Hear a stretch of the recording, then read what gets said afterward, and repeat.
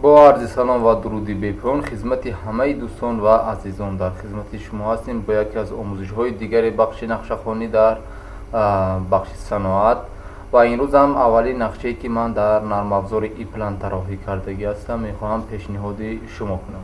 خب اینم نرم افزار ای پلان است و اینجا هم بینید که زیر نقشه‌هایی که ما در همین نرم افزار طراحی کردگی هستیم و مقصد ما فقط خواندن همون نقشه است و چگونه ما نقشه خونی ما باز سعی کردیم و چگونه نقشه خونی را انجام دادیم و اینجا ما از اون نمود پی دی اف گرفتگی هستیم و همون میخواهیم که پیشنهادی شما کنیم. خب نقشه که ما طراحی کردگی هستیم نقشه یکی از لایه ها است و اونم باید انشالله به انجام برسه و همون نقشش هم ما هم مدار قدرت و هم مدار فرمان و هم پی ال سی ها ورودی خروجی هاش و قریب کاملا کل همون لایه را نقشه کشی انجام دادگی هستیم و اینجا هم بینید اگر قسمتی این پایان هم خودی نقشه کش و همون معلومات اساسی که در قسمتی همین نقشه کشی هست در اینجا و خودی همین نقشه کشیدگی است از جانبی خودی من است، یگان نقشه ای که دیگر کس نیست و اولین نقشه من در نرم افزار ای پلان است.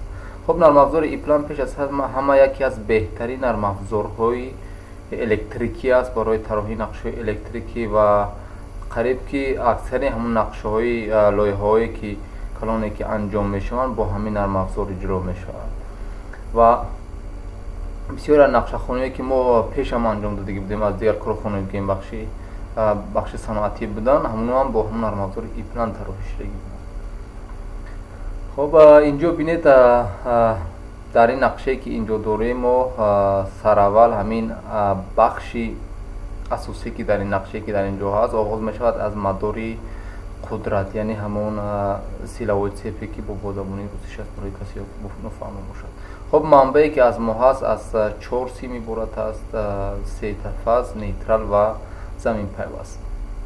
خب می بیاد از یک کلیدی اینجا مشخصاتشون هم کاملا هست در خودی همین تجهیزات و یک کلید وصل قطعی همون 100 امپیر است که اساسی ما از منبع همون 3 فازه اساسی ما را از اینجا وصل قطع می شد و می بیاد و تقسیم می شد به استعمال کننده های قدرتی ما.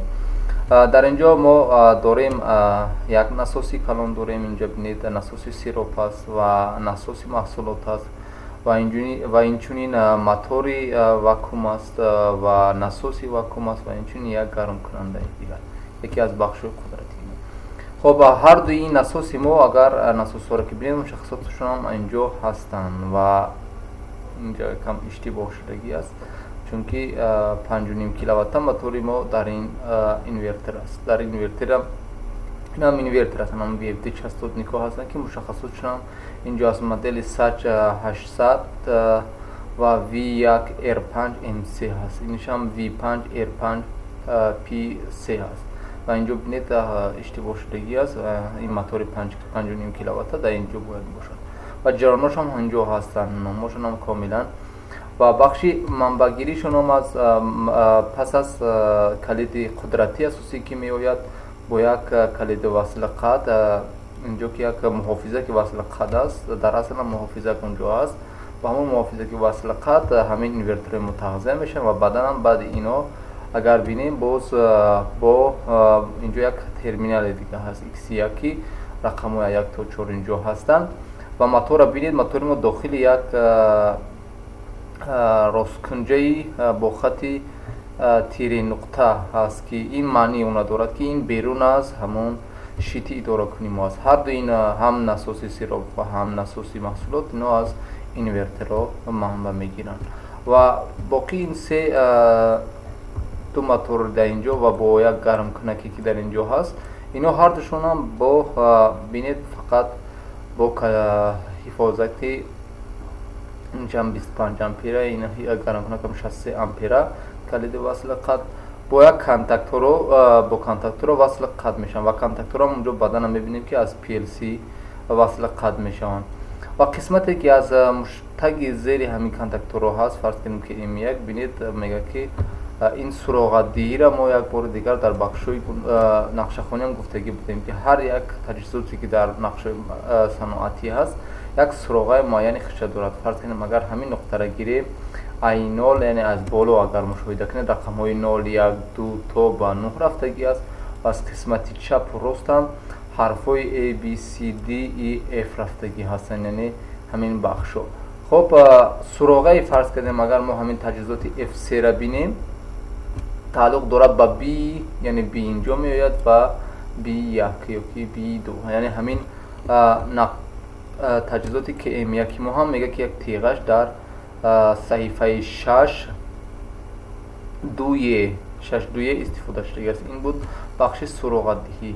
و یا که فرض برای میگیم که قسمت منبر اگر بینید هر سه فازی ما باز رفتگی است، میگه که یک 9A یک هر سه‌ش هم 9A یک 9A چی معنی دارد؟ یعنی اگر اینجا را بینیم از اینجا خارج شدگی است، یعنی این قسمت رقمی 9A اینجا هم A، یعنی از اینجا خارج شدگی است، رفتگی است به صحیفه دوم. در صحیفه دوم هم سوراخ‌های صحیفه دوم اینجا صحیفه‌اش است 0A و دیش هم 20A، یعنی اینجا رفتگی است، با رفتگی از صحیفه 2 9A، یعنی خود این سوراخ‌ها را می‌بینیم. اما نیترال بینید در بسیاری صحیفه استفاده شده، صحیفه 3 5 6 7 و غیره استفاده شده است.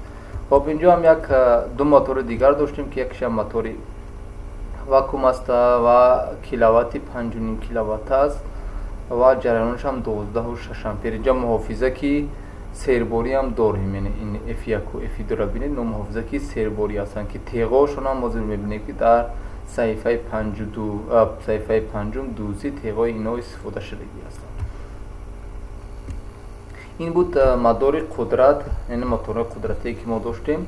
در این بخش در این قسمت هم قدرت تکفازه که از ما هست، یعنی همون منبع 220 که ما تجهیزاتی که داشتیم که منبعشون هم 220 ولت هستند اونو در اینجا اشاره شدگی هستند. یعنی سر اول ما یک ریلی کنترل فاز داریم در اینجا XG3-D هست که هر سه فاز آمادگی است با ورودی همین، و اینجا یک تیغه نادرستی فضا یا که زمانی که شدت پس میشه یا که بالا میشه این تجهیزات همون خصوصیت داشت. و بینید اگر TC میگه که صحیفه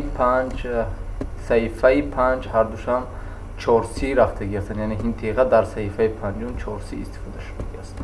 خب در مدار قدرتی تکفازه ما از اینجا یک نسوسچه روغن داریم، این هم تکفازه است. بینید اگر یک محافظه که 25 امپر دارد و از ریلی، یعنی ریلی کاسه، این ریلی است اونجا بعدا هم میبینیم که دو تیغش به یکدیگر موازی کردگی است، یعنی برای که فرض کنیم اگر این موتور هم که خیلی هم توانایی پایین دارد از یک ریلی فقط برای وصل قطع استفاده کردگی هستیم و دو تیغش به یکدیگر موازی کردگی. این با خاطر که مثال یک تیغه زمانی که یک تیغه را استفاده میکنیم اگر کار نشون شد از تیغه دیگر هم همین عبور میکنیم. و یک ریلی دیگر است، این همین ریلی که MC این هم نسوسی همین است، یعنی این ریلی بود، یعنی این ریلی برای کسی است. خب اینجا باز چی داریم؟ یک این اشاره ریلی بود، این هم اشاره همون الکتریکل میگیم، همون شیر برقی که برای وصل قطعی چی بود؟ همون یگان مایع، مثال چی آب باشد همون شیر برقی برای آب است یا که چی برای هوا است، مثال همون الکتریکل اونجا استفاده میشد. و اینجا هم باز یک نسوسی چی داریم؟ روغن مالی داریم اینجا. این هم نسوسچه خیلی خرد است، برای همین فقط از یک ریلی کدو استفاده شدگی.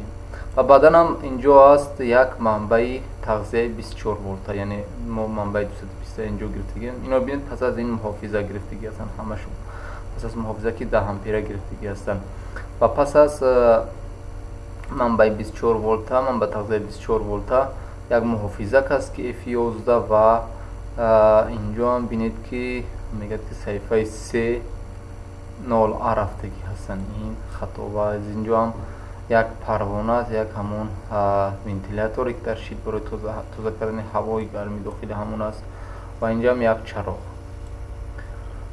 хоб ин қисмат ҳам модул як модули дигар дар инҷо мо дорем ки сатҳи ҳамон сиропа чен мекунад ва он модулам манбаъш ҳам шиддати 220 волта аст. аз ҳамин ҷиҳат мо тиғаша истифода мекунем. аз ҳамин қисмат дар ҳамин қисмати нақша он овардагӣ ҳастем.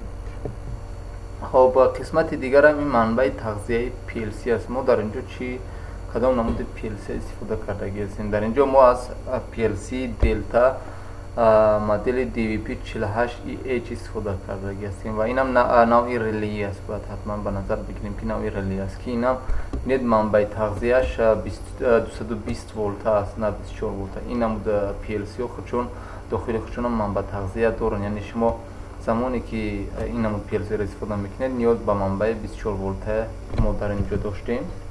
асосан ки гирем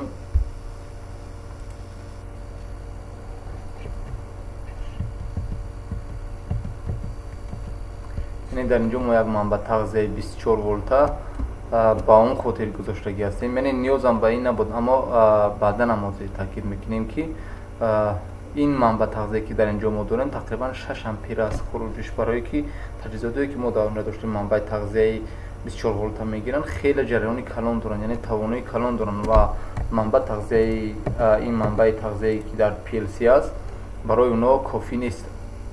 яъне дар ин PLC манбаъ тағзие ки мо дар инҷо дорем 24 волта, ин барои ҳамон таҷҳизотҳо кофӣ нест. хоб ин PLC мо ҳаст ки DVP48EH аст. бо бар иловаи PLC мо як модули инҷо як модули хуруҷи аналог дорем, яъне 04DA ин модули хуруҷи аналог аст. инҷо агар чиоша бинед, каналошам бинед, инҷо 4 канал дорад, яъне 04DA.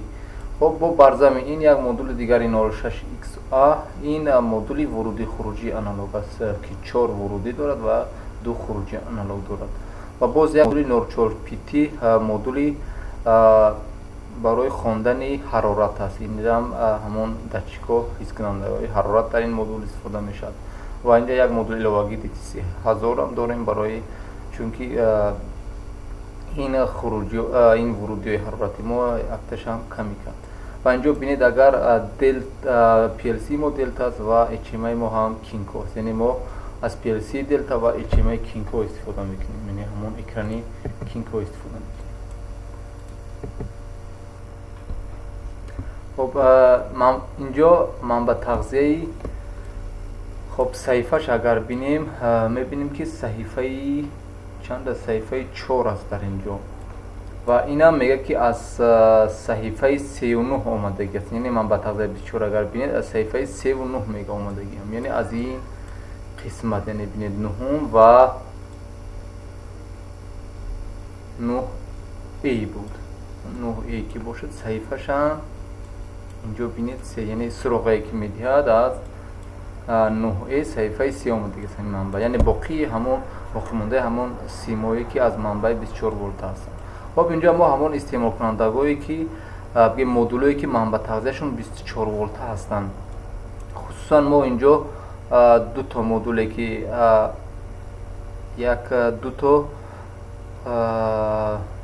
номи комилшон контрол волв, яъне ҳамон контролкунандае ки клапани контролкунандае ки бо сигнали 420 мА ва бо истифода аз PID контрол истифода мешавад.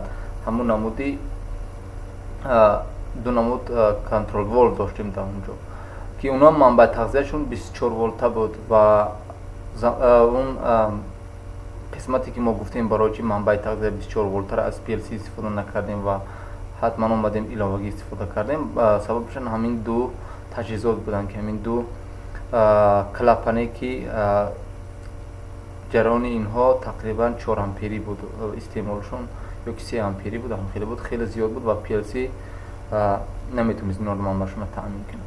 ва инҳоам бинед манбаъ тағзияшон 24 волта ҳастанд ва сигнали вурудишонам мо аз навъи 420 мА истифода кардем. як тиғаи дигарам доранд дар инҷо, чун тиғашонам бинед ки рафтагӣ аст ба худи PLC. хоб ин дигар модуле ки ҳаст, як модули инам контрол волв аст, яъне контрол волв ҳамо клапане ки бо истифода аз сигнали 420 миллиампера мо ҳамон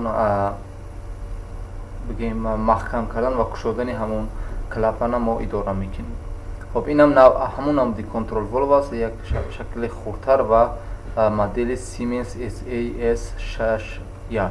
инам навъи ZDLP2 аст. ин дигар нав аст, агар лозим бошад ҳаст дар интернет мебошад. ва дуто электроклапанам ки манба тағзияшонам ино 24 волта ҳастанд ва аз релеҳои K1 ва инашам аз KM2 васл мешад. яъне замони реле K1 фаъол шуд, ин фаъол мешад ва KM2 ки фаъол шуд, ин фаъол мешад. ҳардушонам бинед аз терминали X10 ки берун аз бигем шит ҳастанд ишора шудагӣ аст.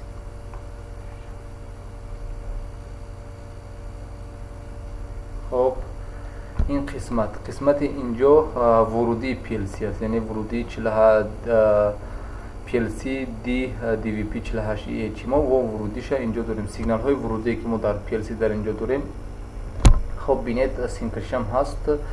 мо инҷо аз сигнали 0 волта истифода намуди NPN истифода кардагиастем, яъне сигнали 0 волта ба вурудии PLC хориҷ мекунем ва замоне ки шумо дар PLC сигнали агар 0 волтара ворид кунед, бояд дар ҳамин sync source ҳое ки ҳаминҷо аст дар PLC бояд манбаи 24 волтара диҳед. агар ки сигнали 24 волта ворид кунед, бояд дар ҳамин sync source манба 0 волташа эъмол кунед. ва мо инҷо 24 волт эъмол кардаги ҳастем ва сигнали 0 волта ҳам инҳо вурудиҳои мо ҳастанд. хоб якташам инҷо бинед мегӯяд ки аз сироп пумп трип, замоне ки насоси сироп ҳимоя мешавад, яъне защиташ кор мекунад, ҳамин вуруди X0 мо инҷо фаъол мешавад. инам аз сироп low level, инам аз сатҳи поин. инҷо ҳамаи вурудие ки мо дар инҷо, ино ҳимояи сербориёро ки дар инҷо бинед аз теғои бозшуд истифода кардаги ҳастем. он ду мотори ки дар онҷо доштем ва суроғашам инҷо хуб гуфтагӣ аст, мегӯяд саҳифаи 1.6e, яъне болои ин агар васл кунем, бинед меравад рост болои ҳамин саҳифаи 1.6e, ё ки инҷорам агар бинед мегӯяд ки ман саҳифаи 5.2 қарор дорам, яъне инҷо ҳам ҳамаш ҳастанд суроғаша. мо замоне ки дар ин болои ҳамон пахш мекунем, рост ба ҳамон адреси худаш суроғаи худаш меравад. ва ин дута теғаи дигарам ки буд, якташам аз контроли фаза буд ва ишам аз насоси маҳсулот. боз чӣ дорем инҷо? васла қади ҳамон насоси равғанмолӣ, боз контрол волв, дуто ҳамон контрол волве ки доштем агар ягон мушкиле дошта бошад. инҷо ҳам бахши хуруҷӣ аст, яъне хуруҷиро бинед аз мо дар инҷо аз хуруҷие ки дар PLC ҳастанд, мо ҳам аз нави гем хуруҷи 24 волта истифода кардаги ҳастем ва ҳам 220 волта, яъне бинед инҷо ҳам мо манбаи 24 волт дорем дар ин поин ва ҳам манбаи 220 волта. хоб C0 мо пайваст шудаги аст ба мусбати 24 волт ва инҷо бинед C1 мо аст ба фаз васл шудагӣ аст, яъне мо замоне ки шумо PLC релеи доред ва онҷам PLC худашам дақиқан мегӯяд ки агар PLC шумо тонад ки мисол хуруҷи 220 волта то ягон ҷараёни муайян онҷо ҳатман зикр шудагӣ ҳаст, то ҳамон ҷараёни муайяна шумо метавонед, яъне мо қисмате ки аз таҷҳизотҳое ки бо шиддати 24 волта васла қад мешаванд, мо дар як қисмате аз хуруҷиҳо қарор додем ва дигарояш ки мисол шиддати 220 волта ҳастанд дар дигар қисмат. мисол агар замоне ки шумо натавонед аз ин намуди PLC, маҷбур мешавед ки аз як релеҳое ки барои хуруҷиҳои PLC ҳастанд аввал релеро фаъол кунед ва баъдан он реле таҷҳизотҳои дигаре ки шиддати 220 волта дорад. хоб инҷоам хуруҷиҳо ҳастанд ки бинед релеи K1 аст, контактори KM1, контакторе ки мо дар онҷо доштем, ҳар ду контакторои мо манбаи симпешшон 24 волта буданд, яъне ҳам KM1 ва ҳам KM2 дар инҷо натиғаша бинед KM2 ки мо инҷо истифода кардаги ҳастем.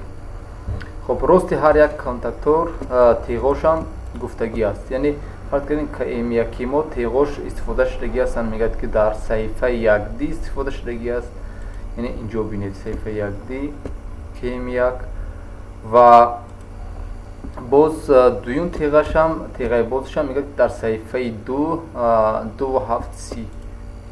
خب اینجا یعنی کاملا دقیق هستن همون آدرس هایی که در اینجا هستن، همه همون ریلی که ما در خروج هم استفاده کرده هستیم، زیرشون تیغایی که در کدام صفحه استفاده شده هستن اونجا ذکر شده هستن. و اینجا هم یک قسم دیگری خروجی ما که اینا رو ببینید شدتشون 220 ولت هستن و خصوصا همون الکترا کلاپانا هستن، همون شیرای برقی.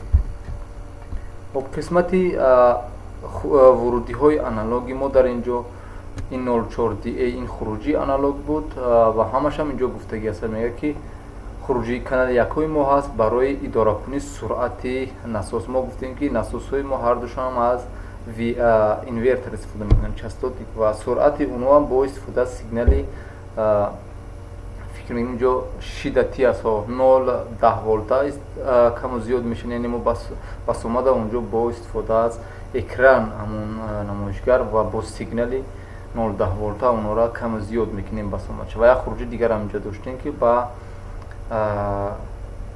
بینید اینجا با واکومر پمپ کلاپن یک تا کنترل والوی که داشتیم سیمنس بود، این برای همون است. و ورودی های در مدول 06X چند اینجا 3 ورودی که در اینجا هست، یک تاش هم از حس کننده فشار است، اینجا داتچیک داولینی، یک تا 2 تا داتچیک، هر دوش هم اینا هر دوش هم حس کننده فشار هستن. سیگنالی 420 میلی آمپیر و فشاری 0 تا 10 بار. و یک تا دیگرش هم اینش هم فشار، 3 تا ما فشار داریم و اینجا 2 خروجی که در اینجا هستن. هر دو این خروجی های ما گفتیم که 06X 4 ورودی آنالوگ دارد و 2 خروجی آنالوگ دارد. 2 خروجی آنالوگش هم یک تاش هم رفتگی است با همون کنترل والوی که ما اینجا در بارش گفتیم 4.1 است و دیگرش هم با همون دیگریش 2 کنترل والوی داشتیم. و 04 PT را اینجا بینید حس کننده حرارتی که در اینجا ما داریم 2 تا PT 100 هستند، هر دوشان با ورودی 04 PT وصل شدگیان. اما در DTC 1000 را بینید که حس کننده حرارت هم وصل شدگی است و ما از دو بخش استفاده میکنیم، هم قسمتی گرم کنی و هم قسمتی خنک کنی. اگر DTC 1000 را مثل معلومات داشته باشید میفهمید که این مدل هست که هم در مود گرم کنی و خنک کنی استفاده میشه و هم در مود گرم کنی و هم در مود خنک کنی، یعنی نوع خنک کنی. ما یک قسمتی داریم که در اونجا هم برای گرم کردن و هم خنک کردن وابسته به همون دمایی که در اونجا هست، گرمی که در اونجا هست عملش انجام میشه. مثال اگر همون محصولات ما از یک حرارت بالا عبور کرد باید اون خنک کرده شد و از یک حرارت پایین آمد باید اون گرم کرده شد.